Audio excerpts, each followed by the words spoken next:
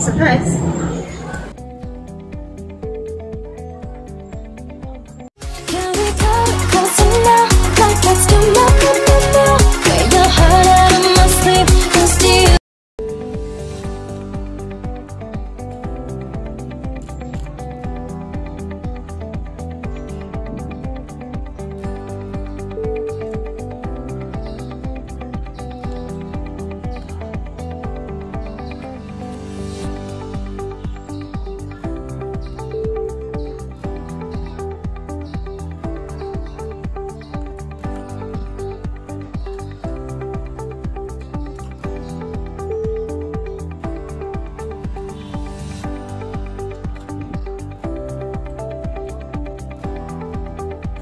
Walang lasa, hindi masarap.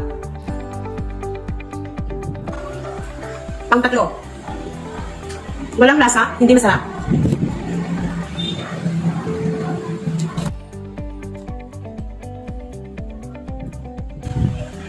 Binipilisan ko kasi may klase pa ako.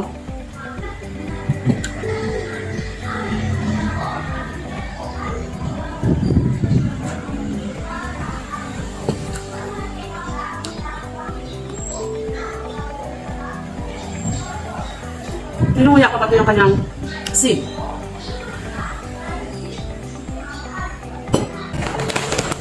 Ito, masarap. Masarap to, diba? Kumpara dito. Tsaka, meron pa ako dito. Ito, masarap dito, diba? Hot and spicy. Masarap. Nako. Lalo na kapag may Coke. Nako, sobrang sarap ito. Masarap din. Pwedeng breakfast, pwedeng snacks, pwedeng pananghalian, pwedeng dinner, pwedeng midnight snacks. Lahat ng ito ay masarap. Kumpara dito.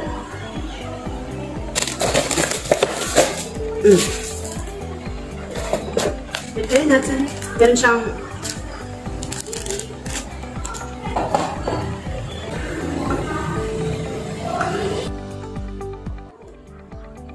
panghap ko na ang kanyang spicy effect.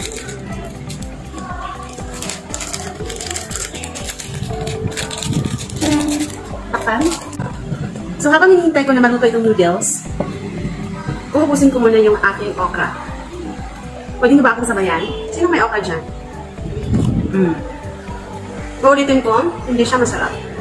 Wala siyang lasa.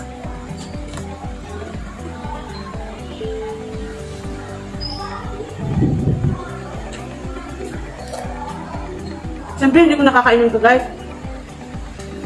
Kasi yung dito banda Makati na to.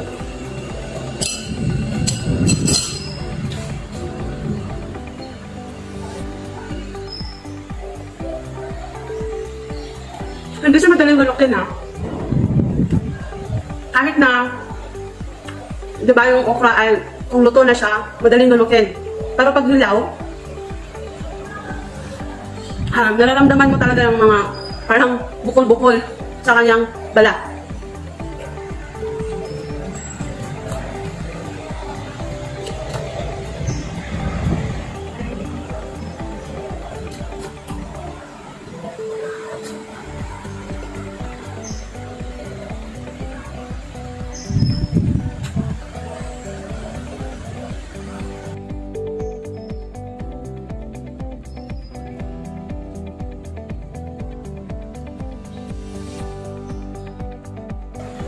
Okay. Yung naubos ko, 5, 2, 4, 6, may 6 na natira. So dito, kakainin ko itong lahat na walang cut-cut, yung yung video. Para mapatunayan ko talaga na kinain ko lahat. Mamaya ko na i-reveal ang dahilan kung bakit ko ito ginagawa.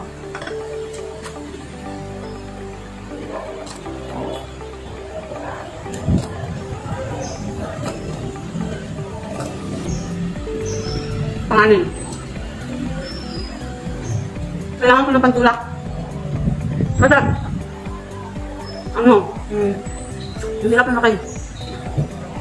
Pero siyempre, nguyain ng maayos. Para madali ma-absorb sa katawan. Kapag hinunguya mo ng maayos ang pagkain mo, hindi mo pinapahirapan ang yung hindi mo pinapahirapan ang yung mga bituka. Kapag hindi mo ginuya ng maayos yung kinakain mo, pinapahirapan mo yung bituka mo sa pag-grind ng yung pagkain.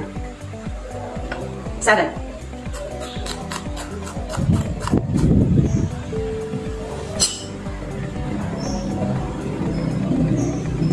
Kung gagayahin mo ako, kapag kain ko nito,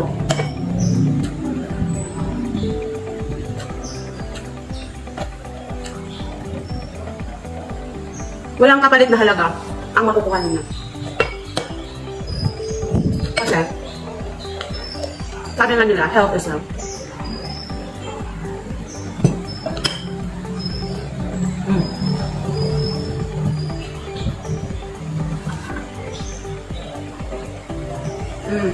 Yung pangkito medyo may nakain akong ano. Matutulis. Matutulis na parte. Pang-walo.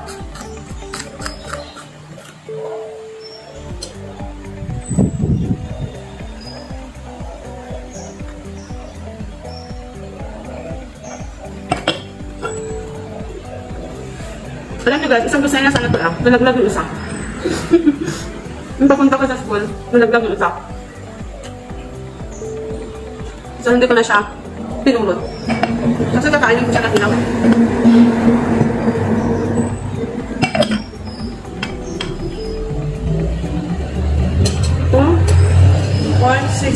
8. 8 na. 2, 4, 6. Dali ah. Okay. 2, 4, 6, 8 na. May ano pa, may 4. So, ibig sabihin, 12 pala siya talaga lahat. Ang siyang. So, sobra pala ito ng isa. Kung hindi nalaglag yung isa, 13 lahat. Naku, buti na lang nalaglag yung isa. At least, diba? Nababawasan naman yung pagkain. Hindi talaga siya masarap, guys. Yung amoy niya, literal lang na ano, hilaw na pagkain. Hindi naman mabaho. Tapos, ano siya? Malaway.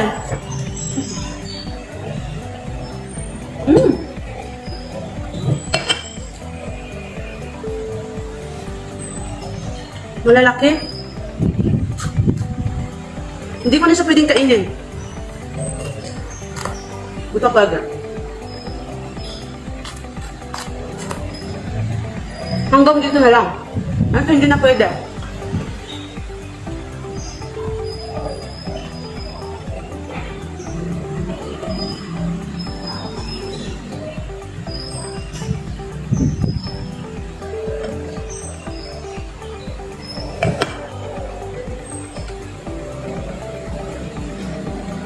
Subukan ko. Bago pa.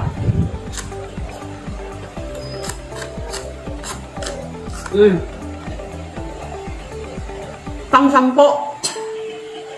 Ako, hindi ko na sa pwedeng kaano. Kasi ano dito, matutulis na yung ano niya.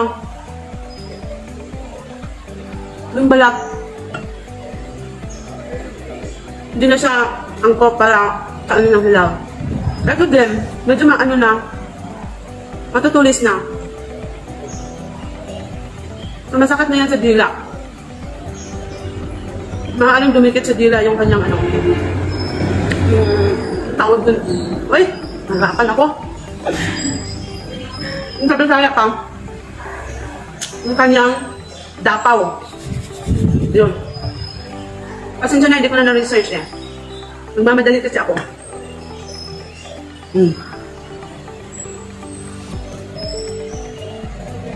Nung mga liso niya, minunguya ko ng maayos. So,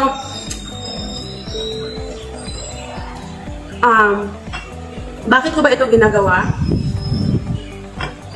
10 yung naubos ko ha, 10 at kalahati. Uubusin ko pa sana ito, kaya lang ano na, hindi na siya pwedeng kainin kasi matutulis na yung kanyang, dito yung balat niya.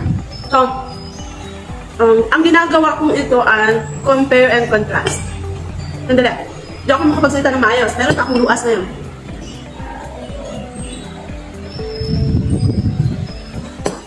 So, yung aking ginagawa ay compare and contrast. So, ano yung kino-compare ko? Yung pagkain ko ng hilaw na pagkain na walang lasa. Okay, compare dito sa mga pinakita ko masasarap, katakam-takam. Ito, palagi natin itong kinakain, diba? Subukan ko muna ito.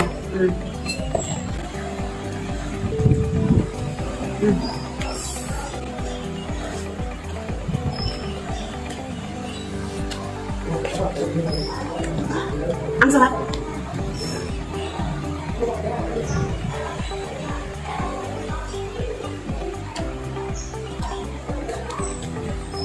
Oo. Gusto ko lang po.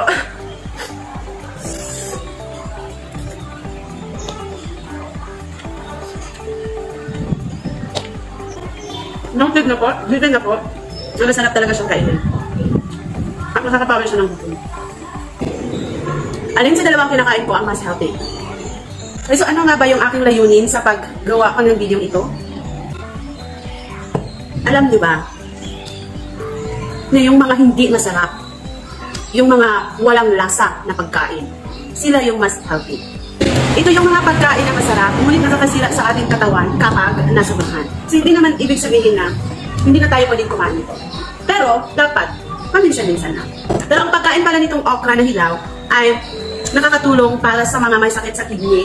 At pwede rin pwede rin ninyong ilaga, pero dapat walang sauce. Yung mga may sakit sa kidney, pwede ninyo itong ilaga, pero dapat walang sauce. Ibig sabihin, pure lang, nilagang okra talaga yung kakainin ninyo, hindi na kayo gagawa ng sauce. Wala ng toyo, wala ng sausawan.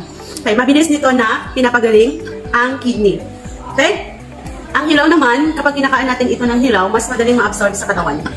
Kapag hilaw siya. Kapag raw, madaling ma-absorb sa katawan. At saka hindi na siya maging acidic kapag niluluto kasi. May mga pagkain na kapag niluluto, nagtuturn into acidic siya. Kagaya ng ng sweet potato. First time kong makatikim ng hilaw na okra nung nag-undergo ako ng detoxification. So, kinakain namin, kasama ko doon yung aking tita, yung aking tiya. Nagpa-admit kami ng 3 araw at kalahati. Tapos walang kanin, walang isda, walang ulam. Wala kaming kinakain na nakasanayan namin. Lahat, puro lang smoothies, mga juices, mga liquids. Pang cleansing talaga siya sa katawan. So doon ko nalaman na ang okra pala ay pwedeng kainin na hilaw at napaka-healthy niya sa katawan. So nung first time ko kumain ito, nandigili talaga ako, halos hindi ko siya malunok. Pero nung habang pinakinggan ko yung kanilang explanation, doon ako nagkaroon ng lakas na loob na kainin ito para sa aking kalusugan.